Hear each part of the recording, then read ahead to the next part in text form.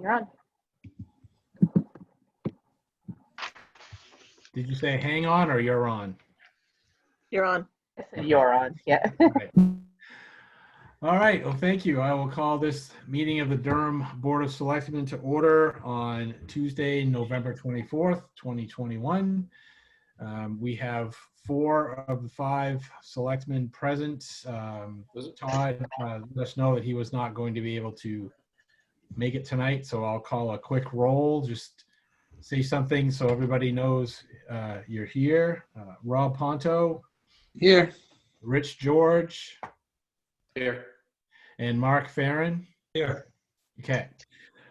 Any amendments to the agenda?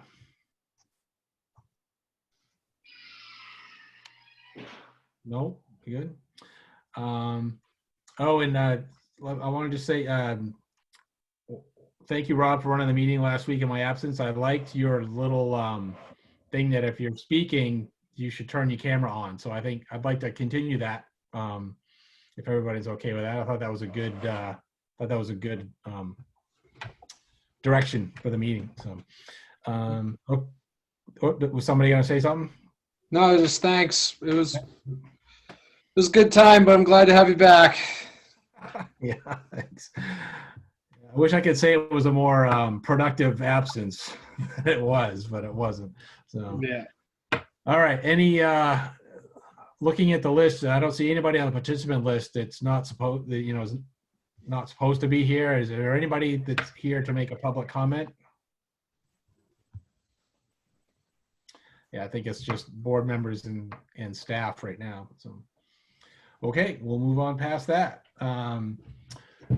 4A, action and discussion items, code enforcement. Bob, did you have a couple of things you wanted to chat about? Yeah, I'm just going to speak to the junkyard issue. So we all denied Ken Kyle his permit for a junkyard. He appealed that decision. It went to the appeals board, and the appeals board sustained his appeal because I didn't cite the landowner.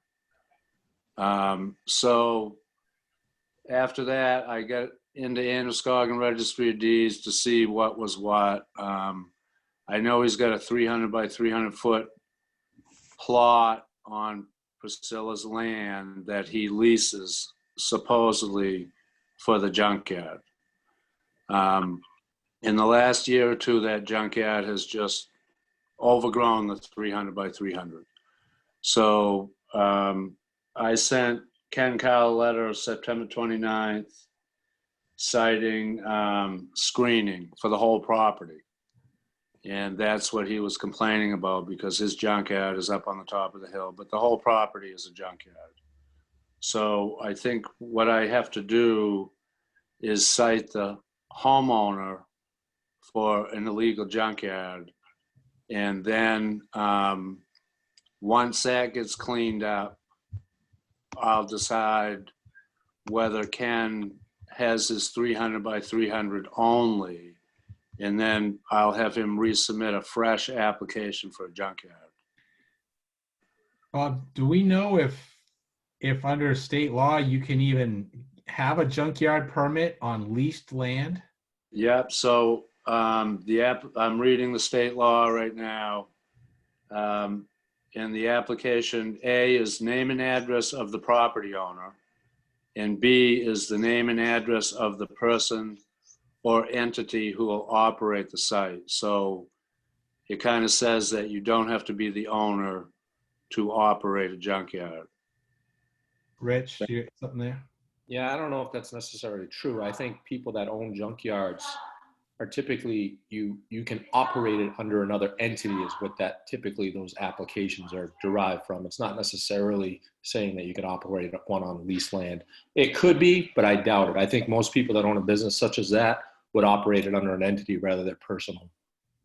Yeah, I think that would be worth digging a little more into, either speaking to someone. Yeah, I can do that. Legal or Jack or something, just to get a little bit, because it's like, well, if it's leased land, is the junkyard permit, is it issued to in this case, Carl or the property owner?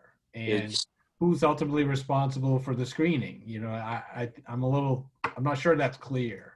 yeah, and I agree because he does say he leases it for $1 a year from his mother. So I went on to Androscoggin, and there is nothing at all about any 300 by 300. The property is totally owned by Priscilla.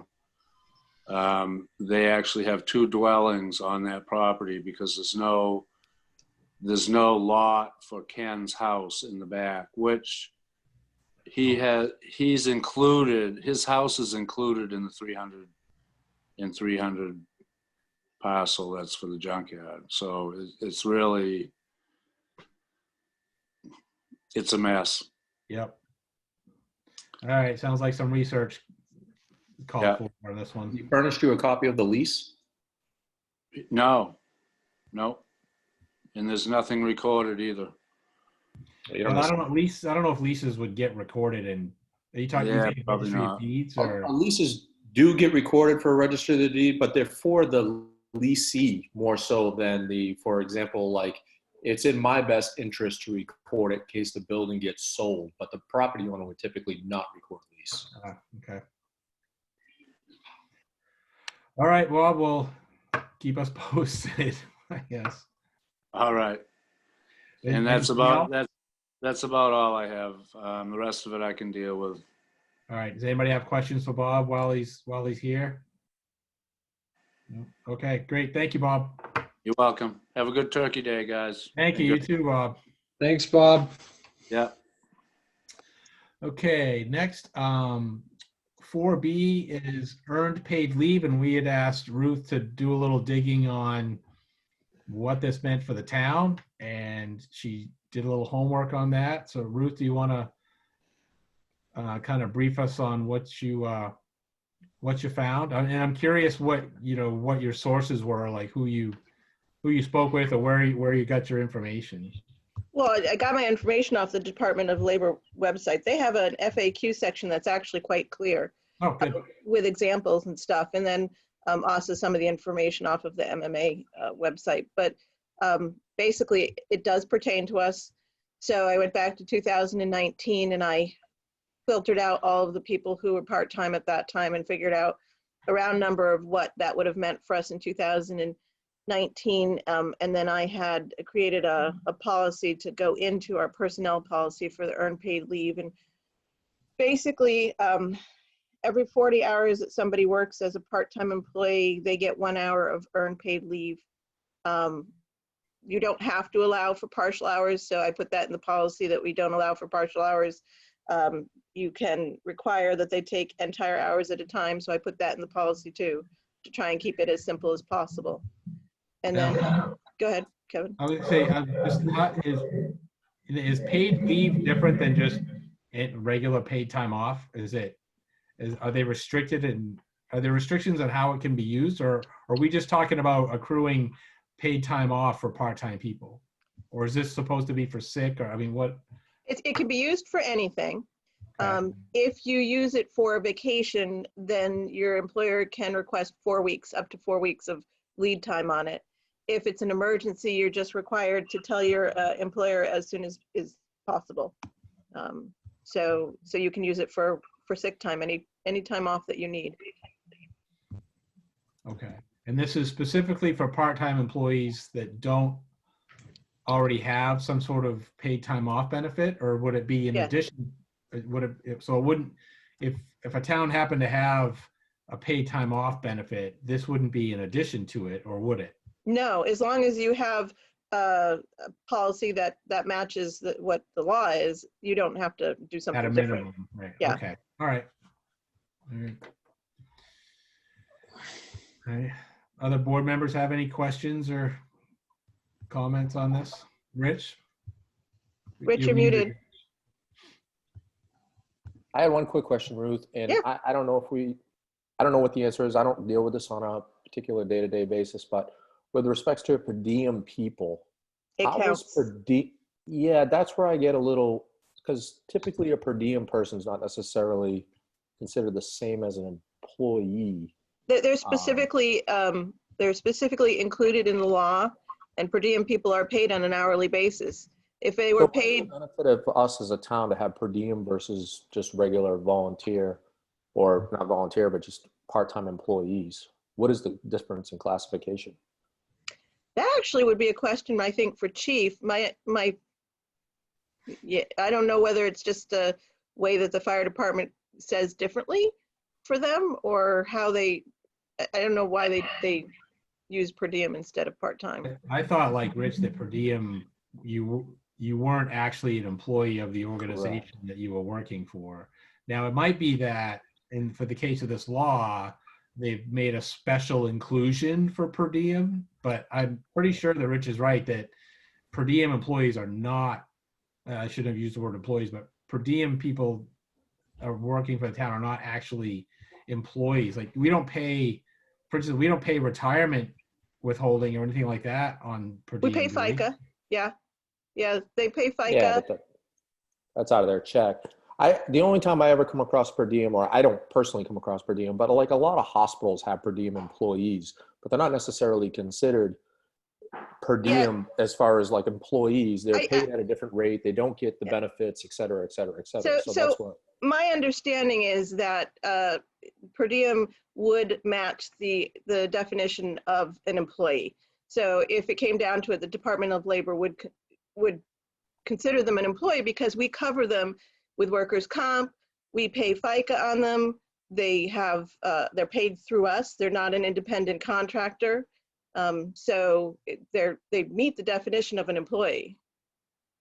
Yeah, Based on your my only- interpretation? Yeah, my only Based- pushback on that is they're able to make their own schedule as per diem people. And that has always been the bigger caveat in the past, where you can't tell a per diem person, hey, you're working Monday through Friday, 8 to 5. They have that flexibility. Now, I don't know if the law has changed, but that's, I was once a 1099 employee and what they call a per diem employee. And we have per diem employees at my wife's hospital that they fall under a different subset than a traditional employee. Because otherwise they're an employee. What would be the definition of per diem then? Right, like what, it's a What's the distinction difference? without a difference if that's true. So sounds like we should dig on that one a little bit more, maybe have Jack look at it or So I'm not sure it makes a difference because as far as the earned paid leave law, it spells out per diem. I mean, it specifies per diem employees are Yeah, also that's very, eligible. very true. I just don't get the difference in classification. right. And if so, it's for every 30, it's 1 hour for every 30 hours, Ruth, could you repeat 40 that? hours. Every 40 hours you work, you get 1 hour of paid leave. Yeah, so I think with respects to the chief, you can't have per diem people that work more than 40 hours a week. And No, that would- 40 hours a year. A year. Yeah, A year. yeah, it's not just in a single week. Oh, it's a year. If Yeah, you so work that makes it- 4 hours. I think it makes it even more gray. I don't get how that, but okay. And Yeah. then how do you even take that hour of leave if you're a per diem employee because you're not regularly scheduled? I It's guess a you free just say month. I'm taking an hour of leave. Yeah, just give me an extra hour of pay this week. Basically, yeah, That's yeah, basically what we're talking about. yeah, It's free absolutely. money, essentially. Yeah. Just- I would say that can't be right, but we are talking about state. Exactly. regulations here. Exactly. So, okay. So Ruth has put forth a policy recommendation. I don't know. I think, do you guys feel ready to vote on that tonight, or do we want to maybe, I think it's usually best to take a meeting and, see if there are any questions as it's written here. I like that it only includes whole hours. Anybody have any thoughts on that, or Rob? Yeah, I mean, I think it's well written. I don't have any issues with the policy, but anytime we're adopting a policy that's going to have lasting effects, we probably ought to have Jack look at it. Yeah. Just Yeah. Okay. give his thoughts. So, Yeah, and when you ask, maybe, let him know that, the board had a lot of questions about per diem versus part-time, and maybe he sees something and can offer some clarification there. So, Okay. But otherwise, I thought it was fine, Ruth. I didn't have any Yeah, issue. no, I agreed. I think, yep. Is the carryover component, is that state law or was that something you came up with? No, that's in the FAQs. Okay, all right. Okay, anything else on, oops, excuse me. Anything else on the earned paid leave? No, okay. No, Okay. Next is the Union Church Committee. yeah, it'd be nice to try and organize it, but I'm not entirely sure that much is going to happen before next spring. I don't know. What did you guys think of the rewrite?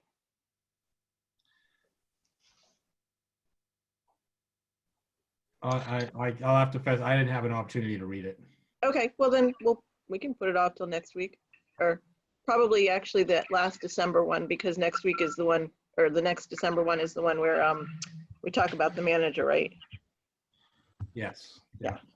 Yeah, I mean, the only significant changes were you referred to the town manager and as leading the committee, essentially, right? Yeah, I mean, the I skimmed biggest, through it. Looks similar to the first one. yeah, the biggest change that I had heard that you guys wanted was that you didn't want the committee to be doing the project management. You wanted an employee to do the project management. And since the town manager is going to be starting, then it makes sense that that would be the person that would be the project manager. Yeah. Yep. So yeah, but if everyone hasn't had a chance to review, that's fine. We can postpone it, but I don't see any need for changes on my end. All right, why don't we put it on that second December meeting, Ruth, just put it on there for a vote, and we'll deal with that then. Okay, and 4D, COVID operations metric. Yes. Sorry, I was typing. So with the holidays coming up and the number of COVID cases that have been over the past couple weeks, I would expect that to increase and continue to rise through the holidays. And I think that it's really important to be really clear about what the operations of the town are going to be in different situations, both for the employees' sake, but also for the residents' sake, so that they know that this is what's going to happen if this happens. So there's not any, second guessing. So is this a model that you model from another town, or where did this come from? Yeah, I took it from South Portland. South Portland's is quite more complex. Some of the metrics on it I didn't even really understand, frankly. So I pared it down to be very, very simple. And why are we talking about Androscoggin and or Cumberland County? Because our school is in Cumberland County and because a lot of our residents actually work in Cumberland County. But what does that have to do with the town office? Well, people who would be visiting the town office would be spending a lot of time in Cumberland County. I'm gonna pull it up here for a sec. Can you all see that? Thanks, Rob. Yeah, good. Thanks, Rob.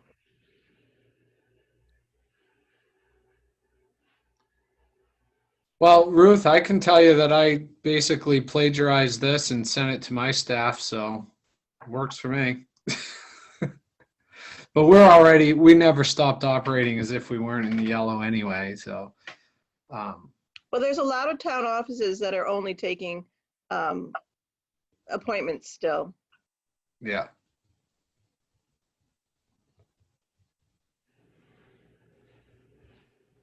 Yeah, I mean, I thought the recommendations were okay. I mean, we've put safeguards in place at the town office. We're already limiting the number of people in the building at a time, right? Yeah. So I think we can operate like that. There hasn't been a change. The Androscoggin County's in the yellow now, but Cumberland's still in the green, right? Yep, they're watching it, but yeah, it is still in the green. Okay. And we've never stopped working from home as much as practical anyway. Frankly, there's not a lot of people except for me who can work from home. I can do it, yeah. So,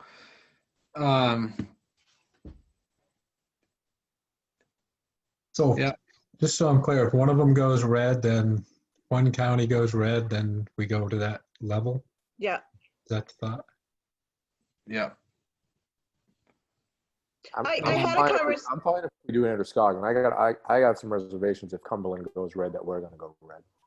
I had a conversation with the chief too, and his point was that, you know, if one of the counties is red around us, then there's no reason for us to be open. I mean, we're not a necessary thing, really. I mean, people can wait for a couple of weeks to register their cars. Well, and a county is an arbitrary line, right? I mean, I pass through 3 counties on my way to work, so It is an arbitrary line. yeah. So anyway, everybody good with this? I'll stop sharing. Yeah, thanks. I don't know. I'm hesitant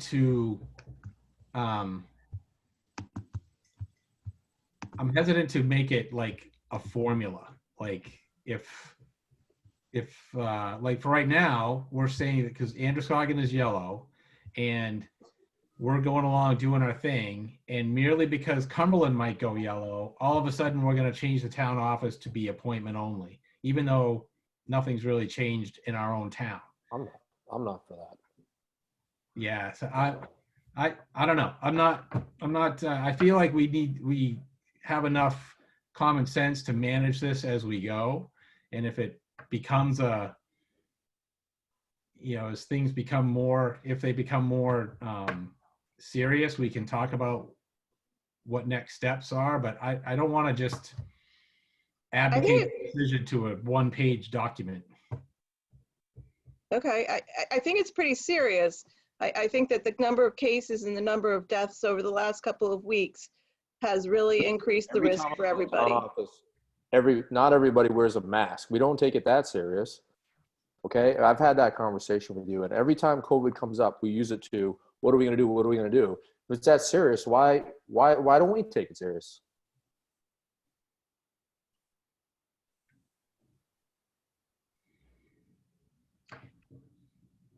We are in the back. We are in the barriers. I do wear a mask every time I get up from my desk. I didn't say you in particular. I'm just saying, if we're working with the public and that's the mandate, we don't have masks on every time. And it's just every time it just seems like we're trying to make more rules with COVID. But we look like hypocrites. I could say the same thing when I go over to the fire department. Yeah, Rich, I think you bring up a good point. Is we already have some guidelines in place, and the key is that we need to enforce them, right? I mean, we got to be consistent. But this may help us be consistent. I mean, the way you wrote it, it's both essentially right now, one county's in the green, so we would still operate in the green. It's only if both counties are in the yellow. But we may want to just note that it's a, you know, I guess if there's no selectmen's meeting, I'd like to have something in place that allows you to just either, you know, message the chair, talk to Kevin and make those changes, because we only meet every 2 weeks and things can happen pretty quick.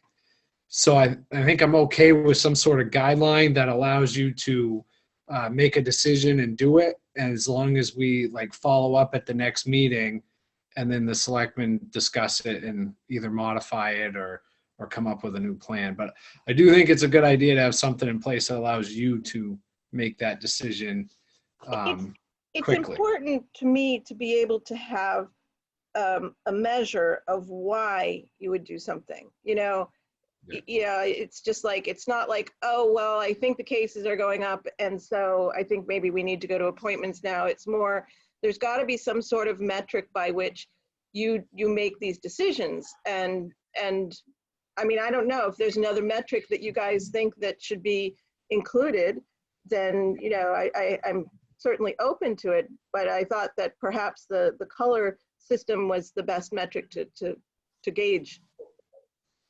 As far as appointments, I mean, in theory, you could make an appointment as you show up, right? Like if no one's there and you show up at the town office and it's still closed to the public, but they could knock, someone could either meet them outside, or if there's no one else in, they come in.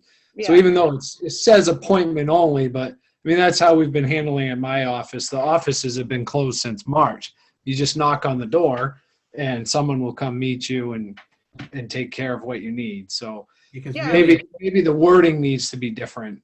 Maybe it's like the building's closed to public or something like that. I don't know. we are, like you said, we already have a limit of number of people in the lobby, right? And Well, so there's- really, the only thing that by appointment only versus, you know, limiting people in the lobby addresses is people waiting outside, right? Because whether they're coming in by appointment or waiting in a line outside, there's only so many people going to be in the building at the same time under either situation, right? Yeah, it just gives you a little more control over what's going on if the door is locked. Okay. And maybe that's the answer. It's locked and it's one at a time inside. Yeah, that's what I mean by appointment. And we also, I mean, we've had cases where we go outside and wait on people in their cars because they're uncomfortable about coming into the office. Yeah. I mean, Well, we that's make kinda- every effort. Right. That's kind of where I'm saying, like, that's, you know, that's a common sense in situational assessment and decision, right? Versus oh, Cumberland went yellow today. The sheet says, now we're going to appointment only just because another county went yellow. And I struggle with that. Yeah, I struggle with that also. And I think if we're going to close or change things, it shouldn't rest upon anyone. I think we can do like we did last time, and we can have a quick Zoom meeting and discuss it before we close or set any further restrictions, in my opinion. Yeah, I think that's probably the best direction. We can just have a quick meeting and decide if we want to make any changes.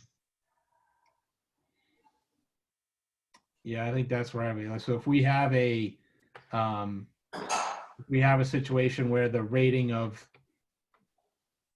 counties, you know, gets, I don't know what the situation might be, but it could be something else unrelated to these color ratings. It might be, as Ruth mentioned, some other metric that pops up that we're not even thinking about. But I think to Rob's point, where what we would want Ruth to be able to take the initiative is to say, okay, things have changed. I want to call a meeting of the select board to discuss potential changes to what we're doing at the town office. So if we had a town manager, would we leave it in the town manager's hands? I don't know, and we don't. Yeah. No, I'm just saying, like, I don't know. I mean, I totally It might agree be we can better. get a meeting, but we may not be able to get 3 or 4 selectmen.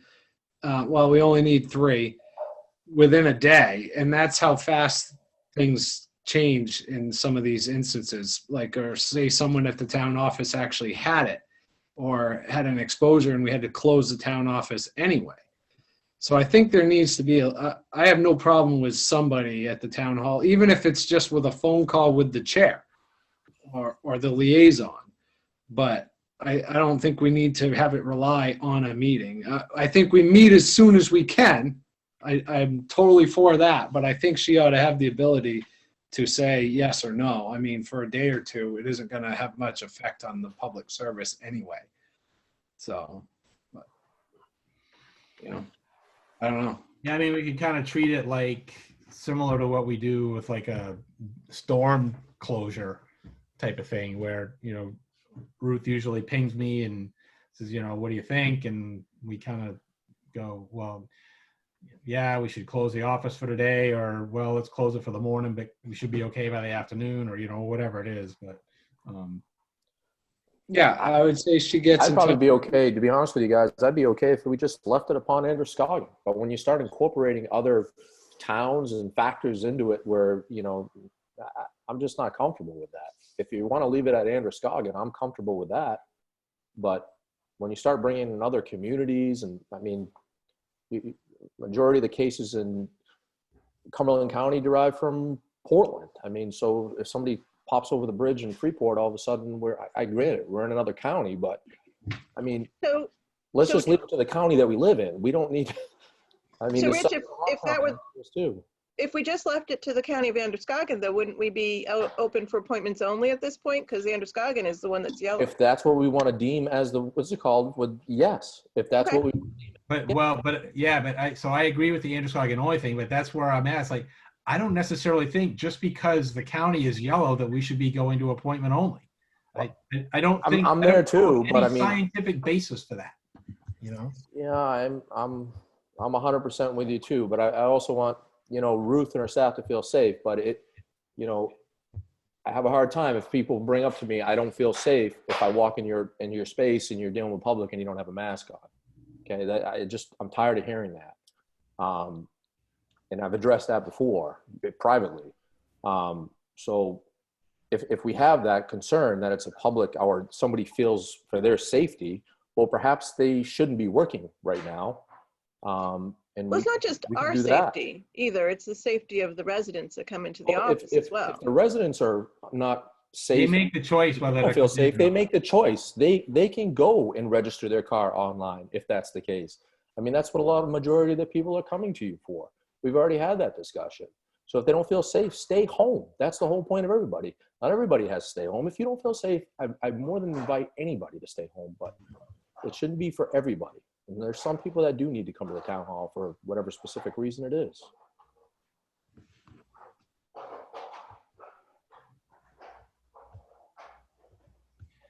So where are we with this? Are we essentially basically well, what if we did this? What if, to Rob's point, if Ruth feels like something needs to change on how we're due to COVID in terms of hours of the town office, she would check in with me as the chair, and if we, I don't know, either disagreed or thought it was a bigger issue, then we could call a meeting of the board to discuss it. I think if the county goes red, that's simple. Call. That's a different story. That's a I different think I'll story. sign up Call right now. Kevin and County goes sign red. up and thing. But shut the it yellow is just, what is it? What does that mean at this Right. point? Yeah. We're going to have increase in cases. We know this. Yeah. So I think that works. Does If that if sound- she doesn't hear from you in a reasonable timeline, just proceed down the line, until Yeah, she yeah. one of us. Yep, Yeah. agreed. And and I think it's unlikely that we'll disagree, Ruth. I just am not comfortable leaving it to a document, like a matrix, okay, we have this and we have this, that means we do this. Yeah, I just think it needs more flexibility and thought to be able to come into the process there. Yeah. Okay, moving on. The Giving Tree. So we're doing our own Giving Tree this year, Ruth? Going it alone. Okay. So So Lisbon didn't have somebody running the program this year? Is that essentially what happened? they do have somebody running the program. There was some confusion. There wasn't really an understanding of how the program was run. And so, I had a conversation with Diane, and the fact of the matter is, frankly, that they're not getting a ton of applications anyways. They actually only got one Durham application. And so we have put it back out there as ourselves, but then I wanted to have a policy on it, because if people are donating money to the Giving Tree, I want them to know where the money's going. So we sometimes get substantial amounts of money. So I think it's important that people understand where the money goes. Ruth, Okay. you mentioned Durham had one So person far. over in Lisbon. That's with Lisbon. Has anyone reached out to you? Has that number gotten larger or? I don't know, Becky, I saw a couple more tags on the tree. Did we get more than one application so far? Hang on, there we go. No, we've only gotten one application so far of a family in need. We've had a couple people come in and take the tags, and we've had a lot of people call and ask about donating and ask about if we're doing it, but they haven't come down. We posted applications at the school and we posted them over at Get and Go. We also called a couple of local churches and asked them to mention it on their Sunday service to just try to get the word out there.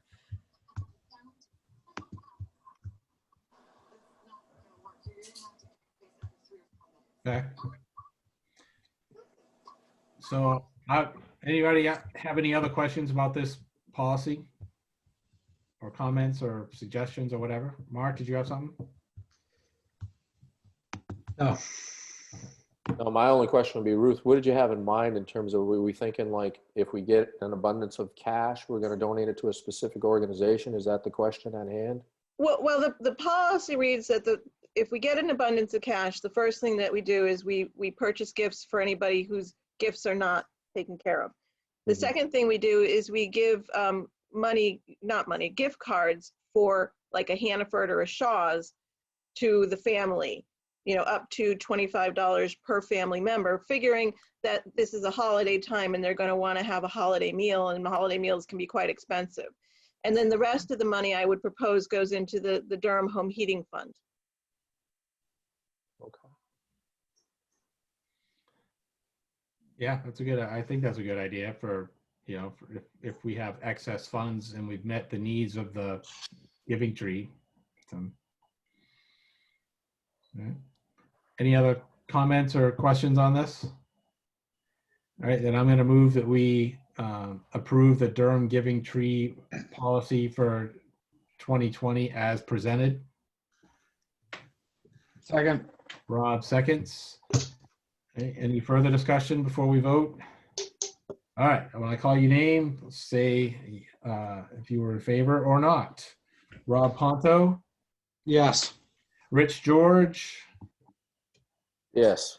Mark Farren, yes, and I'm a yes as well. Okay. Thank you, Ruth, for taking the initiative on that. Okay, that takes us through action and discussion items. The fire chief is not here tonight, but he submitted his report, and I sent you guys some communication I was having with a resident in town who has a background in municipal administration, and basically asked for their input on and feedback on the RFP, and they had some of the same thoughts that we've expressed earlier, that maybe the focus of the RFP as it currently is maybe not broad enough. It's pretty focused on the equipment in the facility, and it doesn't really overtly ask for an evaluation of overall town needs for fire and EMS. And this person made a suggestion to maybe reach out to some other towns that have done similar projects and get some do some benchmarking with them. How did they word their RFPs? What kind of project did they do? And we've already gotten a couple of responses to that. So I know the chief had mentioned in his report that he was looking to send the RFP out like tomorrow. But my feeling is that there's a little bit more work to be done here to make sure we're asking for the type of analysis we want to get. So, any board members have questions or comments on that, or no? let's wait and make sure we get the right report. Yeah, exactly. Right. If we're gonna spend money, it's more than the equipment's obviously a very important piece of it, but it's about more than that as well. So, okay, then Calvin, we will move to you for the road commissioner's report.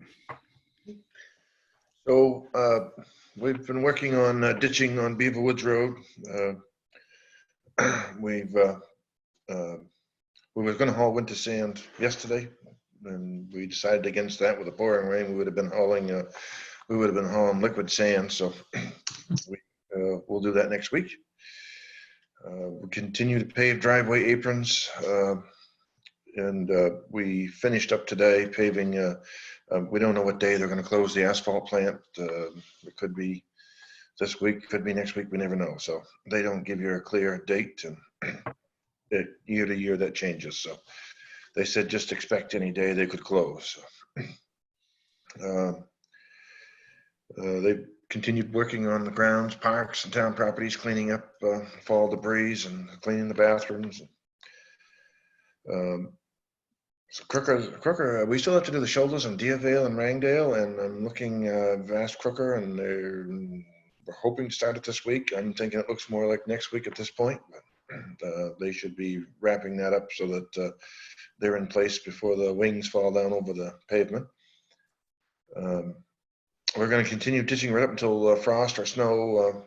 One or the other stops us, so you never know. I mean, it could be next week. It could shut off like it did last week. It just shut off like a faucet, and we went from construction to snow plowing overnight. We're going to switch to our winter hours starting Friday, so we're a week late or so this year, but we're going to start that on Friday. Checked for an update on the Wheeler. We actually drove over there today to get some concrete answers, and it's not looking good from what I got today for a report. Was basically they said Canada is closed and that's where the bodies come from. So they're not getting any answers, and they said, you know, we can call them every day, but I don't know if it's going to do any good because the country's closed. So they're still going to call me tomorrow and give me whatever the answer they get is, but it doesn't look very promising. When they told me another town, the truck's been there for a month, and they were just told it's going to be the end of January now for that truck, and theirs was there before ours. So we're going to have to make a few repairs to the truck we got to make it plan for the worst, I guess. I got both the stream crossing applications submitted. Those are in. We should get an answer on that. I think those are sometime, as I recall, last year, mid-February. They went up to 125,000 instead of 95,000. They've gone up. So I think they realized that we weren't getting these done with the money that was allotted. So we'll see how those go. And I've been working on trying to find a way to get rapid COVID testing done. Checked with our Concentra that we deal with and never got an answer back from them. Talked to Walgreens. Walgreens said basically you just go online, make an appointment. Usually it's the same day. You go in, get the test, and within an hour you've got the results. So just in case, I have to get rapid testing to keep people plowing the road. So that's as far as I've gotten so far. I'm trying to see if I can narrow that down a little more, but I just haven't come up with a solution as to what happens if we have to quarantine and I have all my guys plowing the roads. I can't send them all home, so I've got to come up with talk to Freeport, and they said the rapid testing is probably the only answer that, and they have crews big enough that they can split the crew, so they have half a crew in plowing and the other half home, and they swap back and forth. We just don't have the resources for that. We don't have a transfer station. We don't have a sewer or water department where other towns can draw from those departments for plow drivers. We don't have that option. So, but the Walgreens thing looks pretty promising. So they're saying that's, I'm going to call them tomorrow and see if they will actually just let us send drivers over without making the online appointment. But that would be the next step. So that's about what I've got. Okay, any questions for Calvin? I just had a question. Are you looking to just get ahead of the game to COVID test these people just now? No, I'm just saying, just in case something arises? Right, just in case something happens. Hopefully it doesn't, but if it does, I just need to make sure that I don't leave the plow trucks on the side of the road and end up with a foot of snow on the road. Yeah. So my last question in regards to COVID, only because I mean, it's a thing, but I know in the past years you guys have utilized the upstairs as somewhat of a bunkhouse. Do you have another alternative, or what you were thinking on that, or I don't know if you guys could that's probably not a good idea this year. Well, we haven't gotten that far yet, but I mean, when we're plowing, we're all right here in the same building, close quarters, so. Yeah, I don't know if it's possible. I'm not in the plowing business, Calvin. I mean, maybe Rob could defer, but I didn't know if like we could assign trucks to individuals when they come in, they just really just go to their truck instead of conjugating in the building and so forth. So Right. Yeah, I agree. Like, I mean, I think the guys sitting around the table drinking coffee on a break, I think I don't think that can happen. Right. Yeah, you need to stagger it for sure. Yeah. Well, I have more drivers this year, so hopefully that I'll be able to do some of that. I can't guarantee all of it, but we'll make an effort to try and stagger as much as we can. Give people time off and have other people come in, take their place, and relieve the other drivers. So they But shouldn't be. that place is big enough, though, that I would think that, you know, even if they were all taking a break at the same time, you just got to keep them apart from each other. Right. Them separated. Yeah, so I mean, typically we go out at the same time, we come back at the same time. I could stagger so that they're coming back at different times. They're not all- Whatever you got to do, just so even if they're back at the same time, they're not like hanging out in close proximity to each other. Right. Well, I probably will just have half the trucks go out, and then I'll just have them so that they're coming back at different times. Right. I think they can come back at the same time. I think you just got to really practice the social distance aspect of when you guys are collectively on the lot, per se. I mean, Right. I don't Make think sure it's they're that wearing hard to their do. masks. You got Wearing plenty their of masks space in the building when, you know, Yeah. you know, that's the stuff that's going to, you know, keep you going, you know, rather than, because I mean, if you're worried about testing after something's happened, then it's too late. I mean, Too you've late. already- Right. you know, We've moved all the tables out into the big garage. They're all way away from each other, so we've taken steps there. I mean, you might even, I mean, it sounds crazy, but you might even, like, where you've got a lot of space now, set up your break tables now and put put tape on the table, say this is, you know, this is Tim's spot, and this is John's spot, and this is Dave's spot, and just, that's it. And they're more than 6 feet apart, and that's where they take their break. So, Yeah, that's what we've been doing since last spring. Right. That's what we've done. So we'll continue that. In fact, we just talked today, but we have to get more tables for more drivers, and so we're well spaced. But I think that rotating the times they come in will also help, so that we're not all sitting in the same room at the same time. yeah, I think all that stuff together will help. Yep. Okay. Thank you, Calvin. Yep. Anything else? Any other questions for Calvin? Nope. Okay. Thank you, Calvin. Thank you. Town administrator report. Yeah, I don't have that much left. Now that the election is over, we've slowed down quite a bit. So we are catching up on all the things that we didn't get done because of the election, and working on the budget. And the other thing I need to tell you guys is I'm going to be on vacation Thursday and Friday, the December 3rd and 4th, and the following Monday, which is the 7th. And I will be back in time for the meeting on the 8th. Okay. Thanks for letting us Enjoy. Any questions? Hey, Ruth, I didn't get to give you a call today, but I'll try early next week. Okay, yep, no, we can. Reference to the renovation. I should be around Monday and Tuesday. Okay, And obviously you can give me a call anytime anyways. It doesn't Yeah. really make a difference. okay, thanks. Okay. Yep.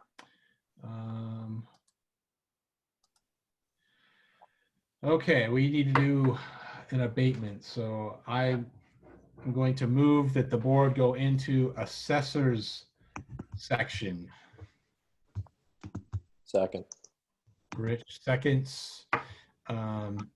If you're in favor, say aye when I call your name. Rich, Yes. Rob, Aye.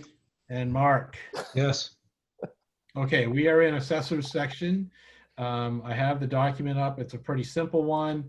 You have a situation where the square footage of a home was overstated. And so the recommendation is for an abatement of $417.15 for that. Did anybody have any questions about this before we move forward with a motion? All right, and I'm going to move that we grant an abatement in the amount of $417.15 as recommended by our town assessor for the property on map 1, lot 69. Second. Rob seconds. So let me hear your vote when I call your name, please. Rich? Yes, aye. Rob? Yes. Mark? Aye. And I'm an aye too. All right. Jeez, you get me back in my Navy days now, buddy. Sorry. Probably that's as close as I'm going to get to a military. All right. And Ruth, do I have to move us out of assessors section too? Yeah, I think so. All right. I'm moving that we leave assessors section and return to our regularly scheduled program already in progress. Second. Rich seconds. Let me hear you vote when I call your name, please. Rich? Yes, aye. Rob? Aye. Mark? Yes. And I'm a yes. Okay. Consent agenda. Okay, we have 3 here. Anybody want to pull anything off the consent agenda, or are we good? All right, then I'm going to move we approve the consent agenda as presented. Rich? Second. Okay, so state your vote when I call your name, please. Rich? Aye. Rob? Aye. Mark? Yes. And I am a yes as well. Okay, so Selectmen's comments. Our next regular meeting is Tuesday, December 8th at 6:30 p.m. and then Tuesday, December 22nd at 6:30 p.m. Any other announcements, Ruth, that you can think of? No, not that I can think of. Okay. All right, then I'm going to move that we adjourn. Second. Rich seconds the adjournment. State your vote when I call your name, please. Rich? Aye. Rob? Yes. Mark? Aye. And I am a yes as well. We are adjourned. Still went 2 for 2. Thanks. What's that? We still went 2 for 2 with Mark.